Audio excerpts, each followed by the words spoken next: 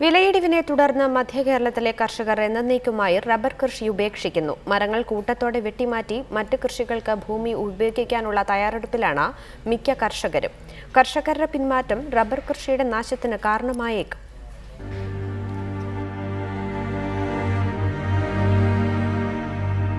തരിശിടമായി കിടക്കുന്ന ഈ ഭൂമിയിൽ ഒരു കാലത്ത് റബ്ബർ മരങ്ങൾ നിറഞ്ഞു നിന്നിരുന്നു. അന്ന് ടാപ്പിംഗ് തൊഴിലാളികൾ ഉൾപ്പെടെയുള്ള നൂറുകണക്കിന് കുടുംബങ്ങളുടെ അത്താണിയായിരുന്ന റബ്ബറിന് ഇന്ന് ഉടമസ്ഥന്റെ കുടുംബത്തിന്റെ നിത്യച്ചെലവ് പോലും നൽകാൻ പ്രാപ്തിയില്ല.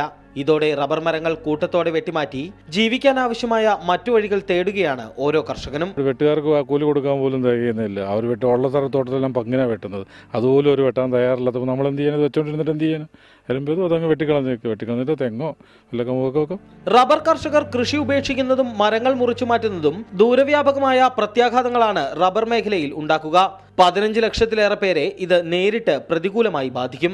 റബ്ബർ കൃഷിക്കാർ മാത്രമല്ല, അതിനെ ആശ്രയിച്ച് ജീവിക്കുന്ന തൊഴിലാളികൾ 10.5 ലക്ഷം കേരളത്തിലും പുറമേയുള്ള ഒരു 1.5 ലക്ഷം കൂടി കൂട്ടി ഒരു 12 ലക്ഷം കൃഷിക്കാരും 6 ലക്ഷം തൊഴിലാളികളും ഇന്ന് യഥാർത്ഥത്തിൽ സത്യസന്ധമായിട്ട് പറഞ്ഞാൽ ആത്മഹത്യയുടെ വക്കത്താണ്.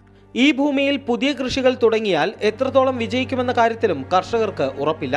വെട്ടി കളഞ്ഞ് വേറെ എന്തെങ്കിലും ചെയ്ത് പുതിയൊരു കൃഷി ആദായവും പിടിപ്പിച്ചെടുക്കുക എന്നൊക്കെ പറയുന്നതൊന്നും ഉടനെ ഒന്നും ക്ലച്ച് പിടിച്ച് വരുന്ന ഒരു പണിയല്ലല്ലോ. തിരികെ റബ്ബർ കൃഷിയിലേക്ക് ചേക്കേറുക അസാധ്യമാണ് താനും. തലമുറകളായി റബ്ബർ കൃഷിയിൽ ഏർപ്പെട്ടിരുന്ന 10,000-കണക്കിന് കർഷകരാണ് ഇപ്പോൾ കൃഷി ഉപേക്ഷിച്ചിരിക്കുന്നത്. ഇത് തുടർന്നാൽ ഇനി ഒരിക്കലും തിരിച്ചു കിട്ടാനാകാത്ത വിധം റബ്ബർ കൃഷിയിലുണ്ടായിരുന്ന മേൽക്കോയ്മ കേരളത്തിന് നഷ്ടമാകും. ക്യാമറാമാൻ എബിൻ സാബുവിനൊപ്പം യദു നാരായണൻ, റിപ്പോർട്ടർ, ഇടുക്കി.